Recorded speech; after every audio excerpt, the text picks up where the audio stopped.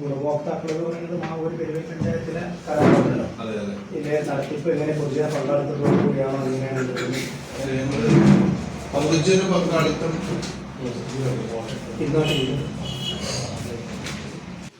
ഒന്ന് ഫണ്ട് എന്ന് പറയുമ്പോൾ നമ്മളിപ്പോ ഈ ഒരു സമയത്ത് ഹയസ്റ്റ് മാർക്ക് കിട്ടുന്ന ഒരു 40ഓളം കുട്ടികൾക്കുള്ള ഫണ്ട് കൊടുത്ത് അത് കഴിഞ്ഞു. അതായത് അത് ആ സമയത്ത് കഴിഞ്ഞു. പ്ലസ് ടുവില് ഹയസ്റ്റ് മാർക്കോട് കൂടി പാസ്സായ കുട്ടികൾ, അവർക്ക് മാർക്ക് മാത്രമേ മാനദണ്ഡമുള്ളൂ. നേരെ മറിച്ച് നമ്മുടെ സ്കോളർഷിപ്പ് എന്ന് പറയുന്നത് മാർക്ക് മാത്രമല്ല മാനദണ്ഡം. നല്ല മാർക്കുള്ള കുട്ടി എന്നാൽ സാമ്പത്തികമായി പിന്നോട്ട് നിൽക്കുന്നുണ്ടോ എന്നുള്ളതും കൂടെ അന്വേഷിച്ചിട്ടാണ് അവർ കൊടുക്കുന്നത്. അവർക്ക് 4 വർഷത്തേക്കാണ് നമ്മൾ സ്കോളർഷിപ്പ് കൊടുക്കുന്നത്.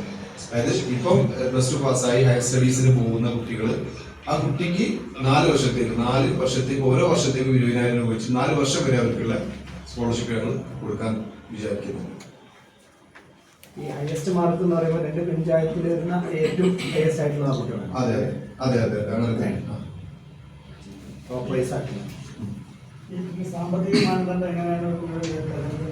സാമ്പത്തികം നമ്മള് പ്രൊഫഷണലി നമ്മള് പിന്നെ വില്ലേജിൽ നിന്ന്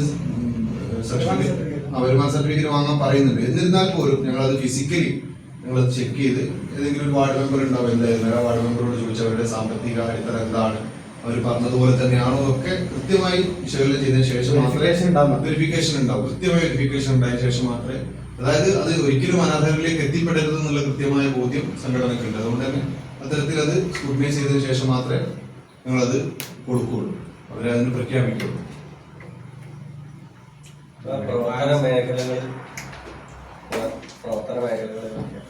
ഞങ്ങള് പ്രവർത്തന മേഖല എന്ന് പറയുന്നത് ഞങ്ങൾ തുടക്കത്തിൽ നമ്മൾ ഇങ്ങനെ ഒരു പദ്ധതി നമ്മളൊരു സംഘടന തുടങ്ങിയത് ഞങ്ങളിലുള്ള ആളുകൾക്ക് തന്നെ ഏതെങ്കിലും രീതിയിൽ സഹായകമാവട്ടെ എന്ന് വിചാരിച്ചാണ് തുടങ്ങിയത്. അത് പിന്നെ മറ്റു ചിന്തകളിലേക്ക് കടന്നു. നമ്മളെ കൂടെ ഉള്ളവരെ സഹായിക്കണമെന്നായി, നാട്ടിലുള്ളവരെ സഹായിക്കണമെന്നായി, തൊട്ടടുത്ത പ്രദേശങ്ങളിലുള്ളവരെ സഹായിക്കണമെന്നായി. അങ്ങനെ അത്തരത്തിലുള്ള സഹായങ്ങളൊക്കെ ഞങ്ങൾ പറഞ്ഞ 2 വീടുകൾ ഞങ്ങൾ ഈ ഒരു കാലഘട്ടത്തിൽ ഉണ്ടാക്കി കൊടുത്തിട്ടുണ്ട്. ഈ ഒരു സമയത്ത് അത് നമ്മൾ നോക്കേണ്ടതെന്ന് വെച്ചാൽ ഏതെങ്കിലും എല്ലാ ജില്ലയിലും എല്ലാ പഞ്ചായത്തിലും ഉള്ള ഒരു സംഘടനയല്ല. അതായത് നമ്മൾ ഈ ഒരു ചെറുപ്പയിൽ ഈ ഒരു പ്രദേശത്ത് മാത്രം ഒതുങ്ങി നിൽക്കുന്ന ഒരു സംഘടന. ഞങ്ങൾ 2 വീടുകൾ ഉണ്ടാക്കി കൊടുത്തിട്ടുണ്ട്. നേരത്തെ പറഞ്ഞ പോലെ ഏകദേശം 2 കോടിയോളം രൂപയുടെ സഹായങ്ങൾ, അതായത് കുട്ടികൾക്ക് വിദ്യാർത്ഥികൾക്ക് ഫീസ് അടയ്ക്കാൻ ബുദ്ധിമുട്ടുണ്ടെങ്കിൽ അത് ഞങ്ങൾ ചെയ്തു കൊടുക്കാറുണ്ട്. അങ്ങനെ അത്തരത്തിലുള്ള അസുഖമുള്ള ആളുകൾക്ക് മരുന്നിനുള്ള സഹായങ്ങൾ ചെയ്തു കൊടുത്തിട്ടുണ്ട്. നമുക്ക് പറ്റുന്ന മേഖലയിലുള്ള വിവാഹത്തിനുള്ള സഹായങ്ങൾ ചെയ്തു കൊടുക്കാറുണ്ട്. അങ്ങനെ നമുക്ക് പറ്റുന്ന മേഖലയിലൊക്കെ ഞങ്ങളത് നമ്മളെ കയ്യെത്തും ദൂരത്തുള്ളതൊക്കെ ഞങ്ങളത് ചെയ്തു കൊടുക്കാറുണ്ട്. വരുമാന സർട്ടിഫിക്കറ്റിന്റെ അടിസ്ഥാനത്തിൽ മാത്രം കുടുംബത്തിന്റെ വരുമാനം കണക്കാക്കാൻ കഴിയില്ലല്ലോ. അതിന്റെ സാമ്പത്തിക അവസ്ഥയും നിർണ്ണയിക്കാൻ കഴിയും. അതായത് ഞാൻ നേരത്തെ പറഞ്ഞു, അതായത് ഒരു പ്രൊഫഷണൽ രീതി എന്നുള്ള നിലക്കാണ് നമ്മൾ ആ വരുമാന സർട്ടിഫിക്കറ്റ് അവരോട് വാങ്ങിക്കുന്നത്. നമ്മൾ അത് വാങ്ങുന്നത് മാത്രമേ ഉള്ളൂ.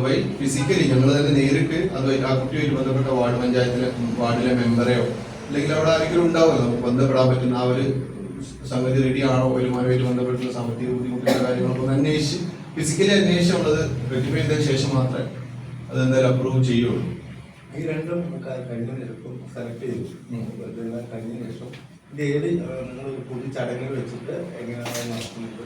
അങ്ങനെ അതെ അതെ ഒരു ചടങ്ങ് ഞങ്ങൾ വലിയൊരു ചടങ്ങ് അതിനുവേണ്ടി വിചാരിക്കുന്നുണ്ട്. നമ്മൾ അതിന്റെ പ്രൊപ്പോസൽ ഒന്നും വെച്ചിട്ടില്ല. ഇത് രീതിയിലായിരിക്കും ആ പദ്ധതിയിൽ വെച്ചിട്ടായിരിക്കും കുട്ടികളുടെ പേരുകൾ പ്രഖ്യാപിക്കുക. അല്ലെങ്കിൽ പദ്ധതി ഇന്ന കുട്ടികളാണ് ഇത്ര കുട്ടികൾക്കുള്ള സ്കോളർഷിപ്പ് സഹായം ഒരുപക്ഷെ ആദ്യത്തെ ഗഡു കൊടുക്കുന്ന രീതിയിലേക്ക് പദ്ധതി ചടങ്ങിൽ തന്നെ അവിടുന്ന് തന്നെ ആദ്യം തുടങ്ങും. അതെ അതെ അതെ അതിന് മുന്നേ നമ്മുടെ ഈ പ്രൊസീജിയേഴ്സ് ഒക്കെ കഴിയാറുണ്ട്. വാർഷികാഘോഷത്തിന്റെ ഉദ്ഘാടനം അതിൽ വെച്ചിട്ടാണ് ഈ വിതരണം. വാർഷികാഘോഷങ്ങൾ അതിൽ നടക്കുന്നുണ്ടോ? ഉദ്ഘാടനം നടക്കുന്നുണ്ടോ? വാർഷികാഘോഷം ഉണ്ടാവും. പക്ഷേ അതിൽ ഞങ്ങൾക്ക് നമ്മുടെ ഒരു മെഡിക്കൽ കിറ്റിന്റെ ഉദ്ഘാടനം കൂടെ ചെയ്യാറുണ്ട്. അപ്പൊ ഇതിലാണ് ഇത് എത്താന്നുള്ളത് നോക്കിയിട്ടനുസരിച്ച് ചെയ്യാന്നുള്ളതാണ്. ഈ പാലിയേറ്റീവുള്ള മെഡിക്കൽ കിറ്റുകൾ വിതരണം ചെയ്യാനും കൂടെ അതിന്റെ ഇടയിലുണ്ട്.